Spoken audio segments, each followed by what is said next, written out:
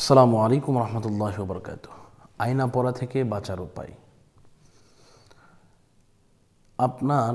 আপনি যদি চুরি করে থাকেন, সেটা অলংকার হোক, টাকা পয়সা হোক, যে কোনো কিছু হোক, আপনি চুরি করে ফেলেছেন, আপনার যার মাল আপনি চুরি করে হচ্ছেন সে কবিরাজদের কাছে চলে গেছে। কবিরাজ তো তুলারাশি দিয়ে আয়না পরীক্ষা দিলে নাম উঠে যাবে, অথবা আপনার নাম বলে দেবে, অথবা চেহারা উঠে দেবে।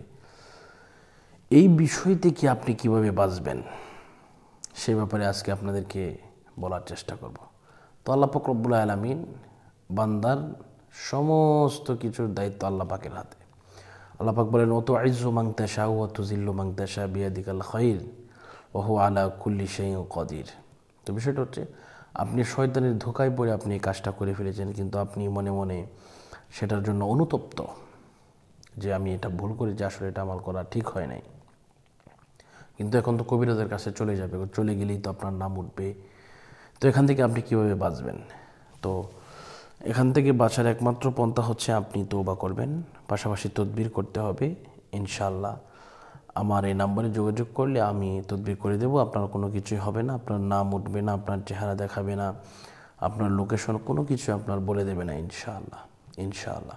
তো যারা যোগাযোগ করতে চান এই নাম্বারে যোগাযোগ করবেন, 016-430-63744। এটা ইমো এবং হোয়াটসঅ্যাপ উভয়টা খোলা আছে ইনশাআল্লাহ। তো বিষয়টা হচ্ছে, বরিশালের এক বোন, উনি স্বর্ণের অলংকার চুরি করেছিলেন। এরপরে উনি ফোন দিলেন যে হুজুর আয়না পরীক্ষা দিবে, চাল পড়া দিবে, তো এগুলো থেকে তো বাঁচতে হবে, তো কি করা যায়? আমি বললাম যে আপনি তওবা করেন, আর আমি তদবির করে দিচ্ছি, আর আপনাকে কথা দিতে হবে এই মালগুলো ফিরিয়ে দিবেন।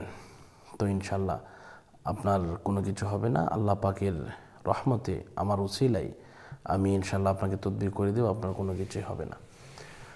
তো উনি বললেন যে আচ্ছা ঠিক আছে, কোনো অসুবিধা নেই, কোনো সমস্যা নেই, হুজুর আপনি এটা তদবিরটা করে দেন। তো আলহামদুলিল্লাহ আমি করে দিয়েছিলাম।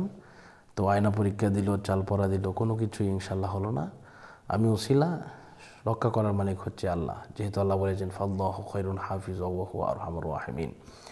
এই জন্য আপনাদেরকে বলি, আপনারা যারা যোগাযোগ করতে চান যোগাযোগ করবেন, তবে আপনারা এমন কাজ, এমন জঘন্য নিকৃষ্ট কাজ আপনারা করবেন না, কারণ এগুলা খুবই খারাপ জিনিস। একজন মানুষ কষ্ট করে রুজি রোজগার করে টাকা পয়সা জমা করে সে গয়না কিনলো বা মূল্যবান জিনিস কিনলো, দামি মোবাইল কিনলো, তো এটা আপনি চুরি করে নিয়ে যাবেন, এটা কিন্তু কোনোভাবেই ইসলাম সমর্থন করে না, এবং এটি জঘন্য ধরনের অপরাধ। এই অপরাধের কোনো ক্ষমাই হয় না। তো আল্লাহ পাক আমাদের সকলকে হেফাজত করুন। আজকের মতো এই পর্যন্ত বিদায় নিচ্ছি। আসসালামু আলাইকুম রহমতুল্লাহি ওয়া বারাকাতুহু।